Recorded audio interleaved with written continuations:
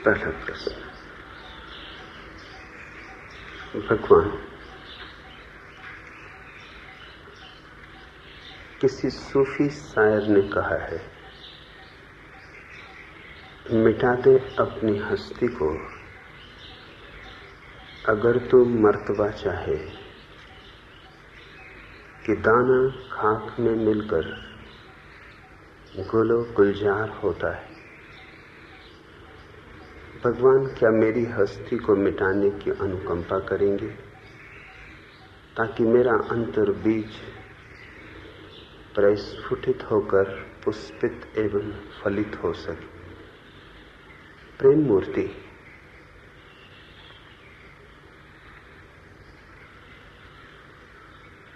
यह प्रश्न निश्चय ही बहुत विचारणीय है।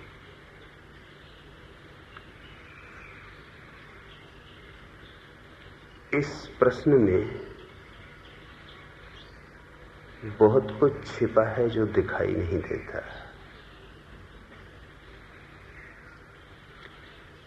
इस प्रश्न की जो मौलिक धारणा है, सदियों से धर्म उससे आच्छादित रहा है और उस मौलिक धारणा के कारण ही पृथ्वी पर धर्म घटित नहीं हो पाया।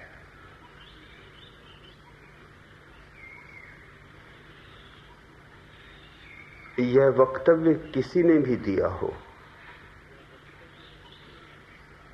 उसे जीवन की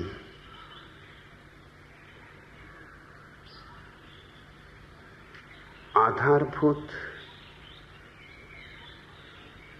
आधारशिलाओं का कोई बोध नहीं। यह वक्तव्य विरोधाभासी है और इससे वक्तव्यों से नरक का रास्ता पटा हुआ पड़ा है। लेकिन चूंकि हम इस तरह के विचार अनंत काल से सुनते रहे, हम उन्हें सुन सुन के बहरे हो गए। हमने उन पर सोचना ही छोड़ दिया है। हम सम्मोहित हो गए। एक तरह की तंद्रा ने मनुष्य जाति को पकड़ लिया है। अडोल्फ हिटलर अपनी आत्मकथा में कहता है कि झूठ और सत्य में मैंने इतना ही फर्क देखा कि झूठ बार बार दोहराया गया है तो सत्य बन गया है, और सत्य जब पहली दफा कहा जाता है तो झूठ मालूम पड़ता है।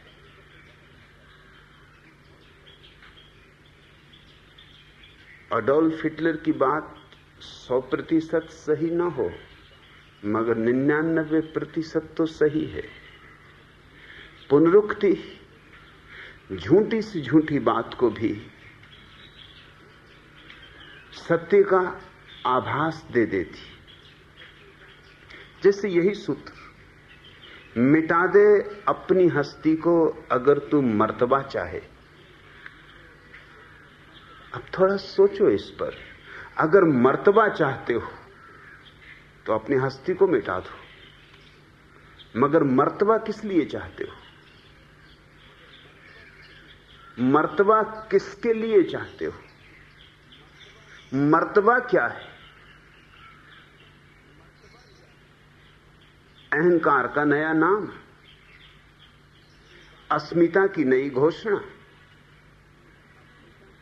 एक तरफ कहा जा रहा है कि मिटा दो अपनी हस्ती को, और दूसरी तरफ प्रलोभन दिया जा रहा है तत्क्षण, अगर मर्तबा चाहे।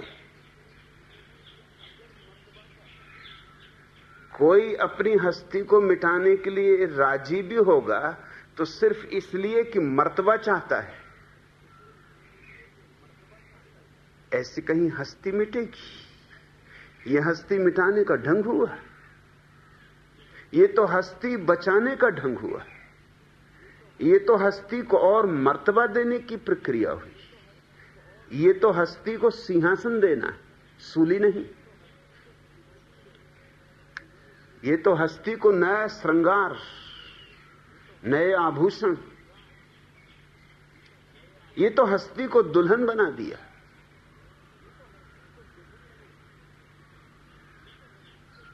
मगर दिखाई नहीं पड़ता, क्योंकि बहुत बार दोहराई गई हैं ये बातें। जीसस के बहुत से वचन ऐसे हैं। जीसस ने कहा है, धन्य हैं वे जो दरिद्र हैं,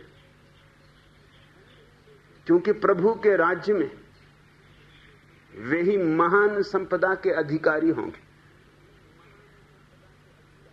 तो हो जाओ दरिद्र, ताकि प्रभु के राज्य में महान संपदा के अधिकारी हो सको। जीसस कहते हैं, धन्य हैं वे जो विनम्र हैं, क्योंकि वे ही प्रभु के राज्य में सम्मानित होंगे। अगर सम्मान चाहते हो, और कोई साधारण सम्मान नहीं, परमात्मा से सम्मान चाहते हो, प्रभु के राज्य में सम्मान चाहते हो, तो हो जाओ विनम्र।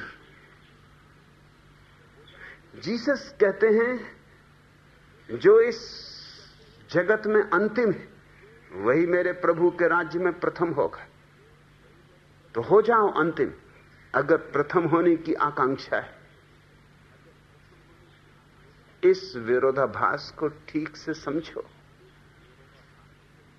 इस विरोधाभास ने ही सदियों से आदमी को एक द्वंद्व में उलझाया हुआ है, एक ऐसे द्वंद्व में जिसमें आदमी खंडित हो गया, टुकड़े टुकड़े हो गया। ये बात विरोधाभासी है,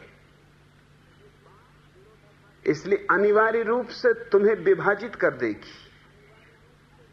एक तरफ तुम विनम्र बनने में लग जाओगे और दूसरी तरफ आकांक्षा को पोसोगे, पालोगे कि बस अब देर नहीं, या कि देर भी है तो अंधेर नहीं, थोड़े ही दिन की बात और, जरा थोड़ी प्रतीक्षा और, यूं भी जिंदगी कुछ बहुत लंबी नहीं। फिर अनंत काल तक प्रभु के राज्य में मर्तबा मिलेगा, सम्मान मिलेगा, सत्कार मिलेगा। तो झेल लो थोड़ी दरिद्रता, कर लो थोड़ा त्याग, ओढ़ लो विनम्रता की चादर। मगर इस विनम्रता की चादर के पीछे कौन खेल खेल रहा है? वही अहंकार। इसलिए आम तौर से साधारण आदमी इतना अहंकारी नहीं होता जितना तुम्हारे तथाकथित ऋषि मुनि, साधु संत, महात्मा अहंकारी होते। साधारण आदमी का अहंकार भी बेचारे का साधारण होता। एक मकान बना लिया कि थोड़ा दुकान में लाभ कर लिया, कि थोड़े अच्छे वस्त्र खरीद लिए, इन पर कोई बहुत बड़ा अहंकार टिक भी नहीं सकता। ये आधारशिलाएं छोटी, और फिर कोई मकान तुम्हारे ही पास थोड़ी है, करोड़ों लोगों के पास मकान है, और कितने ही कीमती वस्त्र तुम पहन लो, करोड़ों लोग वही वस्त्र पहन रहे।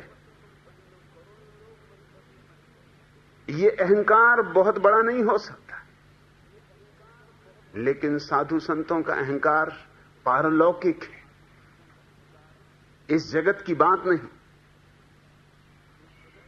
बड़ी तपस्या से मिलता है, बड़ी कठोर साधना से मिलता है, बहुत अप्राकृतिक होने से और विकृत होने से मिलता है। इसलिए स्वभाव था ज्यादा बड़ा होता है और ज्यादा भयंकर होता है। तुम्हारा अहंकार सर्दी जुकाम जैसा है, उनका अहंकार कैंसर समझो।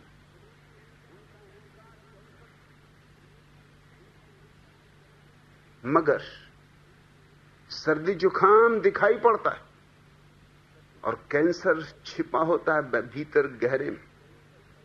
सिर्फ कोई चिकित्सक ही खोज सकता है। सर्दी जुकाम को खोजने के लिए किसी बहुत बड़े निदान की जरूरत नहीं, तुम खुद ही जान जाते हो। और सर्दी जुकाम का कोई बहुत इलाज भी नहीं। कहते हैं कि अगर दवा लो तो 7 दिन में ठीक हो जाता है, और अगर दवा ना लो तो 1 सप्ताह में ठीक हो जाता है।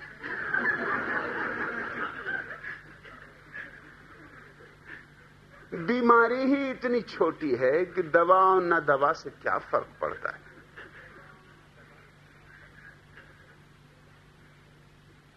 बीमारी जितनी गहरी हो, जितनी छुपी हो, जितनी अप्रगट हो, उतनी ही मुश्किल हो जाती। और जब अहंकार विनम्रता के वस्त्र पहन लेता है तब तो बड़ी अड़चन हो जाती।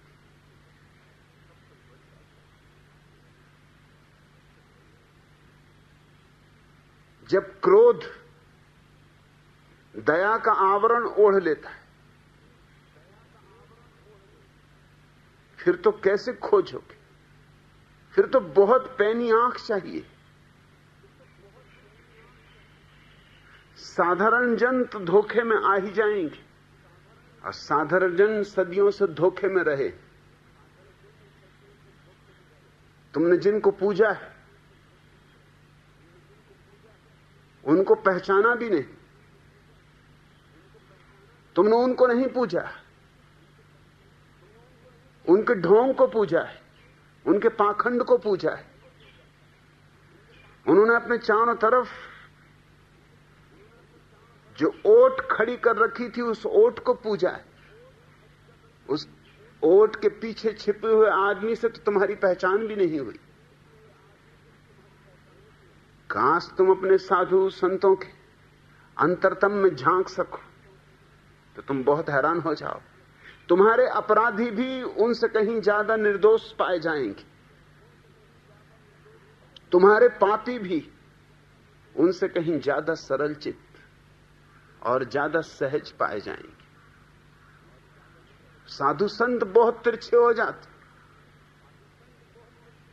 सबसे बड़ा तिरछापन तो यह हो जाता है कि वे जो होते हैं उससे उल्टा उनका आचरण होता है, और आचरण दिखाई पड़ता है, आत्मा तो दिखाई पड़ती नहीं। आत्मा तो छिपी होती। और इसलिए मेरी बातें इतनी कठिन मालूम पड़ती, क्योंकि मैं पर्दों के धोखे में नहीं आता। मैं पर्दे उखाड़ने में भरोसा करता हूं। मैं घूंघट उठा देना चाहता हूं। घूंघटों के पीछे बड़े कुरूप चेहरे छिपे हुए। मगर तुमने देखा, अगर कोई स्त्री घूंघट मार के रास्ते से निकल जाए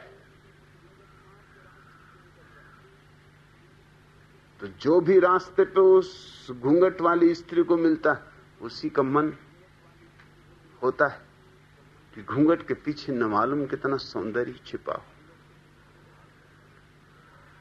मेरे हिसाब में घूंघट कुरूप स्त्रियों ने खोजा होगा।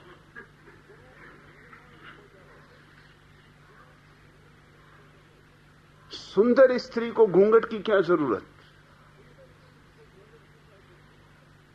लेकिन कितनी ही सुंदर स्त्री हो बिना घूंघट के, देख ली तुमने, बात खत्म हो गई। घूंघट रहस्य पैदा कर देता, और तुम्हारे साधु संतों के घूंघट बड़े लंबे। लाख मीरा कहे घूंघट के पट खोल, वो नहीं खोलते। वो तो घूंघट को और बड़ा करते चले जाते। तुम पूछते हो प्रेम मूर्ति, मिटा दे अपनी हस्ती को अगर तू मर्तबा चाहे, कि दाना खाक में मिलकर गुलो गुलजार होता। वो जो मर्तबा पाने की चाह है वही तो मिटने न देगी।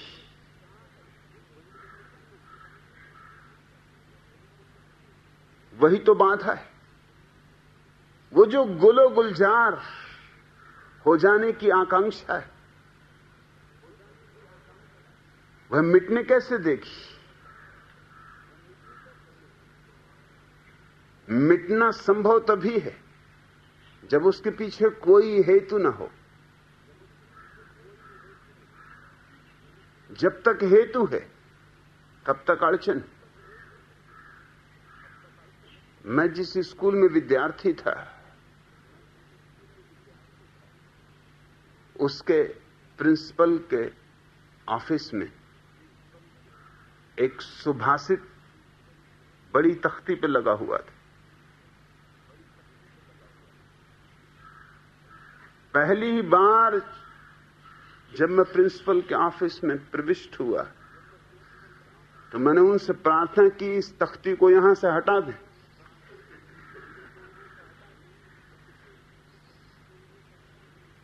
वो चौंके। उन्होंने कहा कि इस तख्ती को जो भी देखा है वही पसंद किया है, तुम्हें इसमें क्या ऐतराज है? मैंने कहा ये तख्ती पाखंड का आधार है। उनका क्या कहते हो? इतना प्यारा सुभाषित विवेकानंद का वचन था।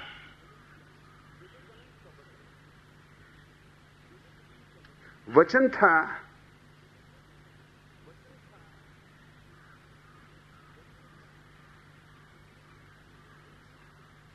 आदर चाहते हो यदि तो विनम्रता सीखो। मैंने उनसे पूछा, जो आदर चाहता है, जिसकी चाह है आदर की,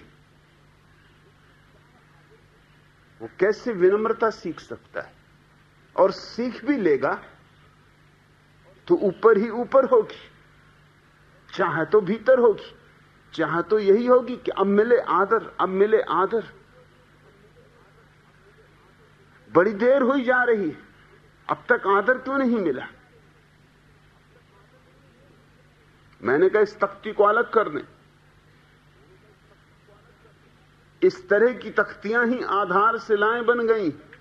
हमारे जीवन की पूरी सड़ांध इसी तरह के विरोधाभासी वक्तव्यों से भरी हुई।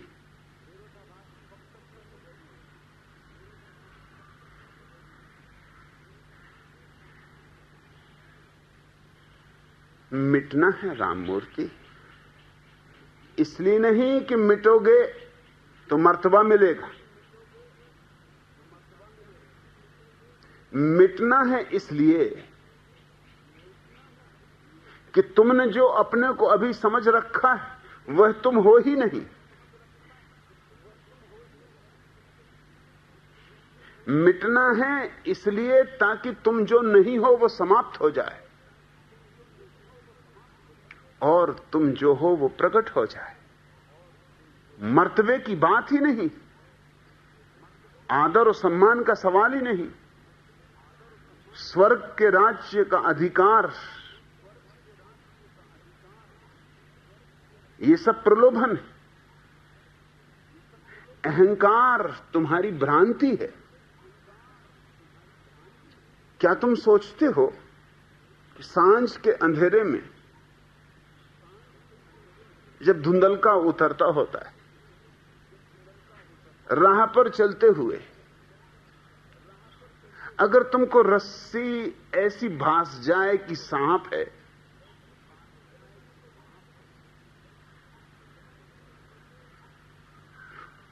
और मैं तुमसे कहूं कि सांप नहीं है, रस्सी है, ये लो दिया और जाके देख लो, तो क्या तुम सोचते हो जब तुम देख लोगे कि रस्सी है सांप नहीं, तो तुम्हें बड़ा मर्तबा मिलेगा, बड़ा सम्मान मिलेगा?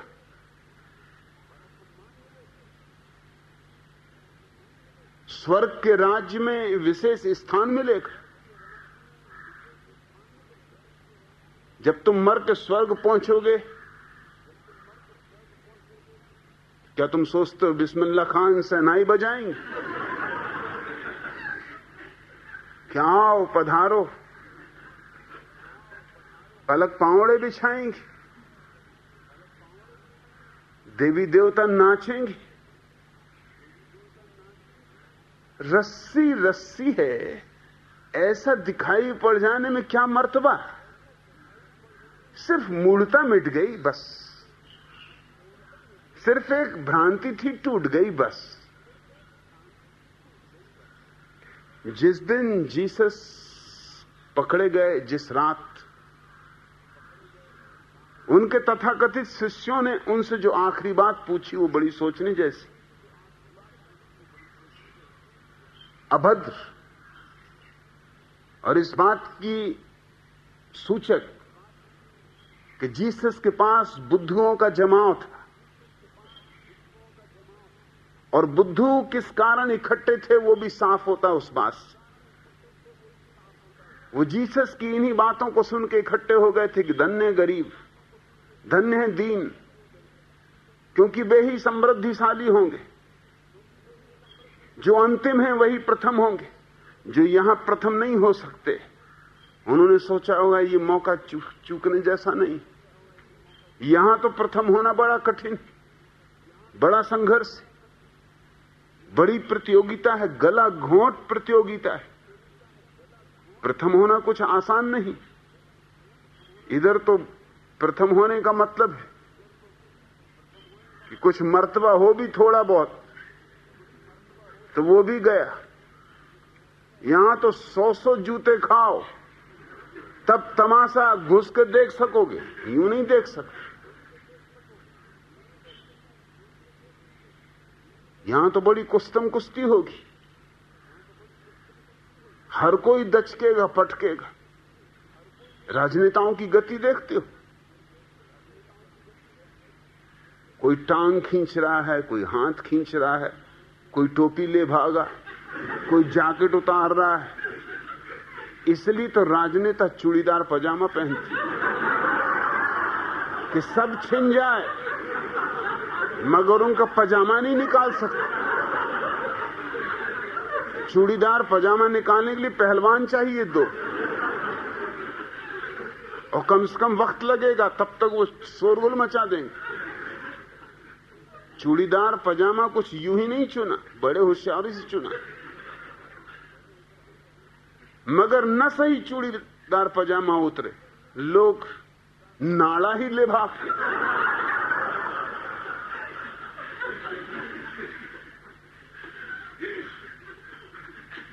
जो कुर्सी पे बैठे हैं उनसे पूछो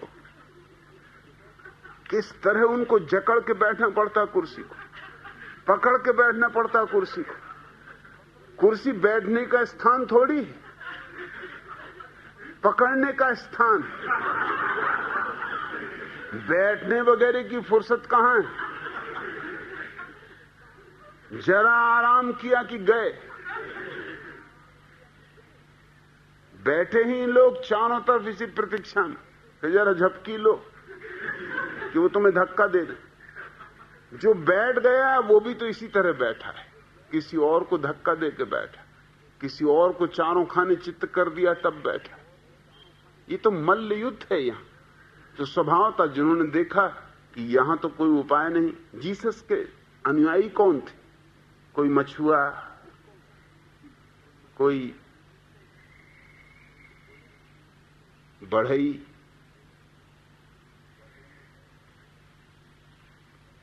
गैर पढ़े लिखे लोग, साधारण लोग, उन्होंने सोचा ये मौका चूकने जैसा नहीं है, यहां तो हम अंतिम है ही, अब और क्या अंतिम होना है, क्यों मौका चूके, वहां प्रथम हो लेंगे। उस आखिरी रात ये बात जाहिर हो गई। जरा सोचो, सदगुरु विदा हो रहा हो और शिष्य ऐसी बेहूदी बातें पूछे। जीसस ने कहा कि कुछ पूछना, ठीक वैसे ही कहा जैसे बुद्ध ने कहा था अपने शिष्यों से अंतिम विदा के क्षण में कि बस आज ये आखिरी सूरज का उगना है, इसके बाद अब मैं कभी सूरज को उगते नहीं देखूंगा, तो कुछ पूछना हो तो पूछ लो। लेकिन बुद्ध के पास अद्भुत लोग थे। बुद्ध मनुष्य जाति के इतिहास में इसलिए महत्वपूर्ण कि उनके पास शिष्यों का एक अपूर्व जमाव था। एक भी प्रश्न नहीं उठा, एक सन्नाटा छा गया। लोगों ने कहा कि हमें जो पूछना था उसके भी आपने उत्तर दे दिए, और जो कभी हमने सोचा भी नहीं था कि पूछना है उसके भी उत्तर दे दिए। हमारे कोई प्रश्न नहीं, हम निष्प्रश्न हो गए। हमारा सब मन और मन की उलझने जमाना हुआ, समाप्त हो गई। कोई समस्या नहीं, आप चिंता न करें, आप निश्चिंत विदा हों। हम तृप्त हैं। ये एक दृश्य, और जीसस पकड़े जाने वाले, खबर आ गई कि दुश्मन आ रहा है, आवाजें आ रही हैं पास के ही रास्ते से, लोग मसाले लिए हुए आधी रात में जीसस को पकड़ने आ रहे हैं। तो जीसस पूछते हैं कुछ पूछना, क्योंकि शायद दोबारा अब मेरा तुम्हारा मिलना ना हो सके। तो तुम कल्पना कर सकते हो क्या पूछा शिष्यों ने। शिष्यों ने पूछा एक ही बात पूछनी कि प्रभु के राज्य में निश्चय ही आप तो परमात्मा के दाएं हाथ होंगे, आप तो उनके दाएं हाथ के पास खड़े होंगे। परमात्मा के राज्य में परमात्मा प्रथम, आप नंबर 2 होंगे, मगर नंबर 3 हम में से कौन होगा? नंबर 4 कौन होगा? 12 शिष्य थे, तो हमारी क्या स्थिति होगी ये बताते जाएं, फिर मिलना हो ना हो। ये सोचते हो ये प्रश्न कैसे उठे? और मैं ये नहीं कहूंगा कि इसके लिए सिर्फ शिष्य जिम्मेवार थे, जीसस भी जिम्मेवार है, क्योंकि यही जिंदगी भर वो सिखा रहे थे लोगों को कि अगर तुम यहां अंतिम हो तो वहां प्रथम होगे, अगर यहां दरिद्र हो तो वहां संपत्ति के मालिक होगे,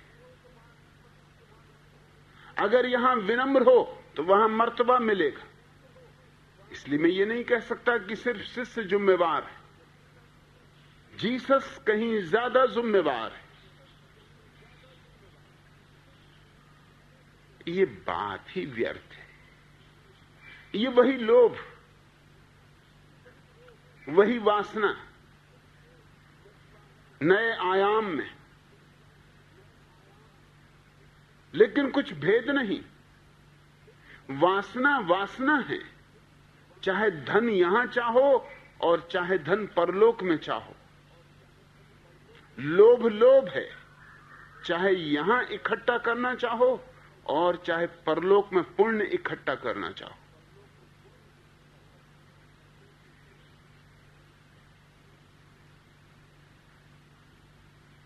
मैं दिल्ली में था जुगल किशोर बिड़ला मिलना चाहते थे।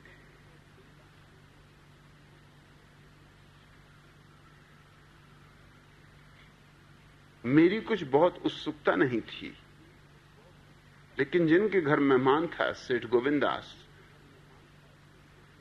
उनके बहुत संबंध थे जुगल किशोर बिड़ला से। दोनों गांधीवादी, दोनों गांधी के पुराने अनुयायी। उन्होंने बहुत आग्रह किया कि इंकार करना ठीक नहीं, वृद्ध हैं वे और मिलने को खुद उत्सुक हैं, तो मिल लेने में क्या हर्ज। मैंने कहा ठीक। जुगल किशोर बिड़ला ने मुझसे जो पूछा वो यह कि मैंने इतने मंदिर बनवाए, इतनी धर्मशालाएं बनवाई, इतना दान पुण्य किया, इस सब का मुझे क्या फल मिलेगा परलोक में। मैंने उनसे कहा यहां भी लोभ, वहां भी लोभ, यहां भी मारवाड़ी रहे, वहां भी मारवाड़ी।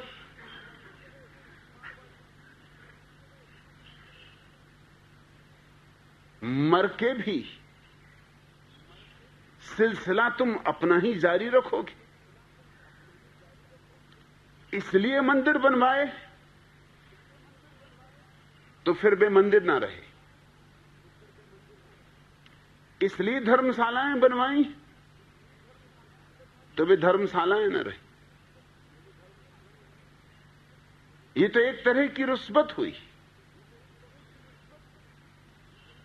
ये तो एक तरह का सौदा हुआ, ये तो सीधे धंधे की बात हुई। अब भीतर इरादा होगा कि मूल तो वसूल करना ही है, चक्रवृद्धि ब्याज भी लेना।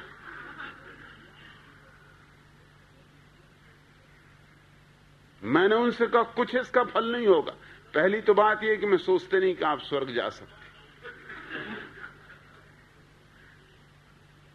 अगर गए भी तो मंदिरों, धर्मशालाओं और इत्यादि जो तुम सोचते हो कि पुण्यकारी किए हैं, उनके कारण न जाओ। अगर जाओगे तो एम्बेसडर कार जो बनाई उसके कारण जाओ। वो कहने लगे मतलब एम्बेसडर कार का इससे क्या संबंध? क्या इसका संबंध है? एम्बेसडर कार में जो भी लोग बैठते राम राम करके यात्रा करनी पड़ती, दचके पे दचके आते।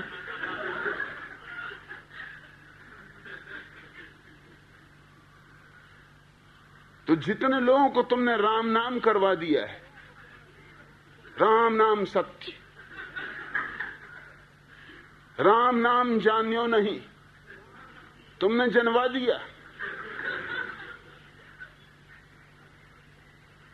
तुमने जो अद्भुत चीज बनाई है एम्बेसडर कार, जिसमें हर चीज आवाज करती सिर्फ हार्न को छोड़कर, इस चमत्कार के कारण तुम अगर चले जाओ स्वर्ग तो बात अलग, अन्यथा और तो मैं कोई कारण नहीं देखता हूं। मैंने उनसे कहा सच बात तो यह है कि न कोई स्वर्ग है न कोई नरक है, ये पंडित पुरोहितों की ईजादें हैं।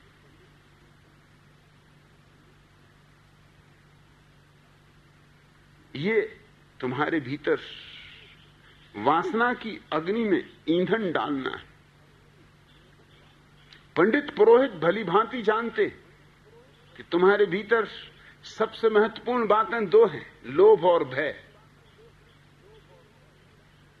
अगर मनुष्य का शोषण करना है तो बस इन दो ही के आधार पर हो सकता है। भयभीत करो, नरक का भय दिखाओ, और प्रलोभित करो, स्वर्ग का प्रलोभन दिखाओ।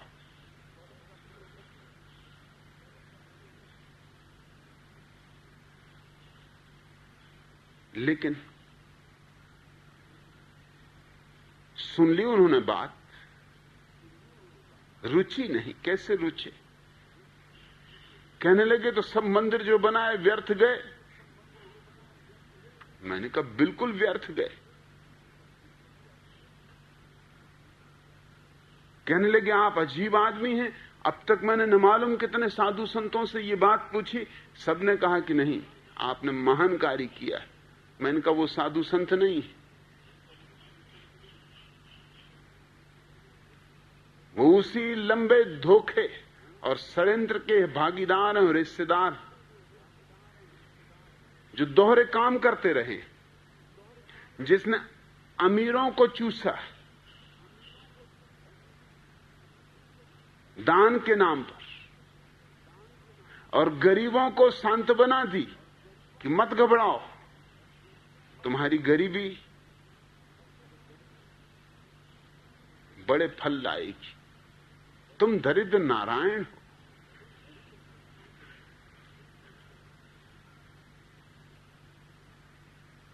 अब ये बड़े मजे की बात है, महात्मा गांधी के बड़े से बड़े शिष्य थे जमनालाल बजाज। महात्मा गांधी को साबरमती से सेवाग्राम वर्धा ले आने वाले वही थे। उन्होंने ही गांधी का आश्रम निर्मित किया, धन लगाया,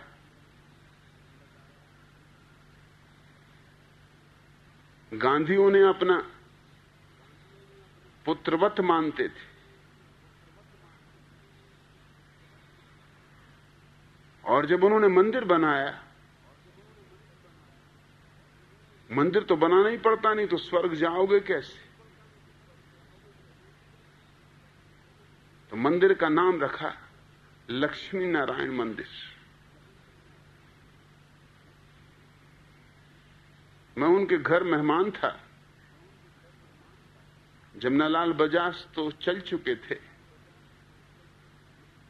लेकिन उनकी पत्नी जानकी देवी बजाज जिंदा थी। मैंने उनसे पूछा कि गांधी के बड़े भक्त थे, इतने भक्त कि गांधी उनको अपना बेटा कहते थे, और गांधी जिंदगी भर ये बकवास लगाए रखे दरिद्र नारायण की। कम से कम मंदिर का नाम दरिद्र नारायण मंदिर रखना था, लक्ष्मी नारायण मंदिर। ये शोभा देता है, ये उचित है। और न गांधी ने ऐतराज उठाया और न विनोबा ने ऐतराज उठाया। ये सब लक्ष्मी नारायण के मंदिर के समर्थन में रहे आए। ये पंडित पुरोहित और साधु संतों की तथाकथित जमात बड़ी होशियार है। धनपति को कहती है कि लक्ष्मी नारायण, गरीब को कहती दरिद्र नारायण। धनपति को कहती तुम्हें धन मिला है तुम्हारे पिछले जन्मों के पुण्यों के कारण, और गरीब को कहते हैं कि घबराओ मत, गरीबी को शांति से संतोष से झेल लो, आगे बड़ा मर्तबा मिलेगा। इसलिए तो इस देश में 5000 वर्षों में कोई क्रांति नहीं हो सकी। क्रांति हो कैसे? गरीब को सांत्वना दी जा रही कि स्वर्ग में तू प्रथम होगा, मत घबरा। वो स्वर्ग की आशा में बैठा हुआ है, वो कल की आशा में बैठा हुआ है। कल जो कि कभी आता नहीं, कल जो कि सरासर झूठ है।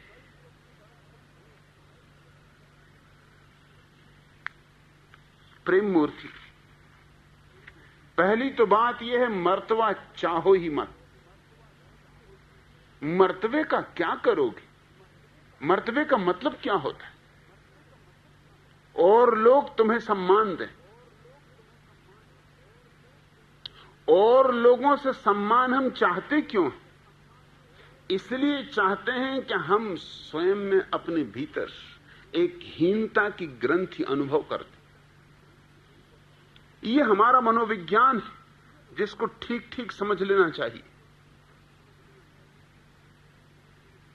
जो व्यक्ति अपने भीतर हीनता की ग्रंथि अनुभव करता है, उस हीनता के बोध के कारण ही वो दूसरों से सम्मान चाहता है, ताकि किसी तरह भीतर का गड्ढा भर जाए। मगर भरता नहीं ये गड्ढा, क्योंकि बाहर का सम्मान भीतर के गड्ढे को भरेगा कैसे? कोई उपाय नहीं इस तरह भरने का। बाहर की संपत्ति भीतर की दरिद्रता को नहीं मिटा सकती। न बाहर का यश, न बाहर की प्रतिष्ठा भीतर किसी तरह के अंतर ला सकती। भीतर और बाहर का जगत विपरीत आयामों में फैले हुए। इसलिए जो लोग बाहर धन की दौड़ में लगे हैं, उनका कारण भी एक है, भीतर निर्धनता अनुभव करते। अब कैसे इस निर्धनता को झुटलाएं?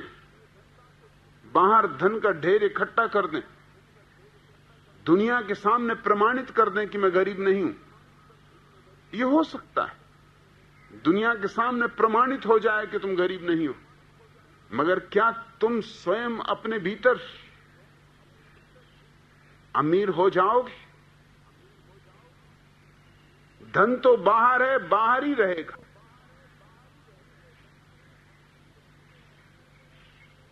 भीतर तुम जितने खाली थे, शायद उससे भी ज्यादा खाली मालूम पड़ोगे, क्योंकि बाहर के धन की पृष्ठभूमि में तुलना में, और जीवन में तुलना बड़ी महत्वपूर्ण है। चीजें छोटी या बड़ी तुलना में दिखाई पड़ती। प्रसिद्ध कहानी है कि अकबर ने एक दिन दरबार में आके एक लकीर खींच दी और अपने दरबारियों से कहा कि इसे बिना छुए छोटा कर दो। कोई ना कर सका बिना छुए। सीधा गणित यही था कि छुएं तो छोटी कर दें, मिटा दें लकीर का एक हिस्सा, आधी लकीर मिटा दे तो आधी छोटी हो गई। मगर छूना मत लकीर को और छोटी कर देना। बीरबल उठा अंत में और उसने एक बड़ी लकीर उस लकीर के नीचे खींच दी। उस लकीर को छुआ नहीं और लकीर छोटी हो गई।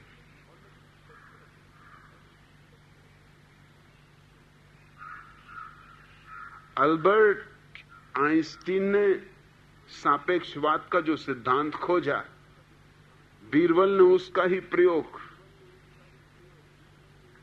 लकीर के पास एक बड़ी लकीर खींच के कर दिया।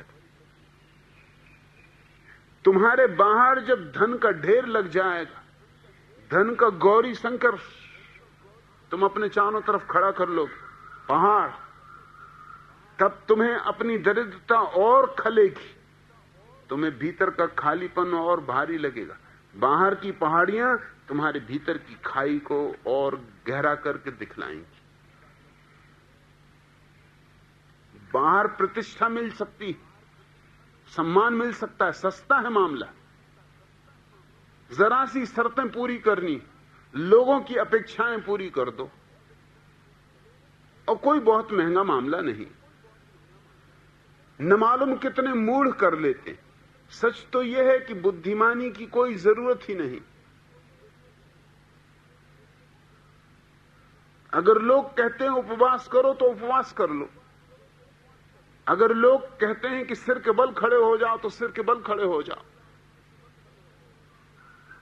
और सम्मान मिलना शुरू हो जाएगा। मैं गांव से गुजरा, गांव के लोगों ने कहा कि बड़े संयोग की बात है कि खड़े श्री बाबा भी आज गांव में। मैंने कहा उनकी खूबी क्या? उन्होंने कहा खूबी, वो आज वर्षों से खड़े हुए। और भी कोई खूबी? आप भी क्या बातें करते हैं? वो कहने लगे यही क्या कोई कम खूबी है कि वो सिर्फ खड़े ही रहते हैं, बैठते ही नहीं। रात में भी वो बैसाखियों पर खड़े रहते थे, छप्पर से रस्सी बांध के उसको पकड़े रखते थे, और 2 आदमी उनको संभाले रखते थे कि कहीं गिर न जाए।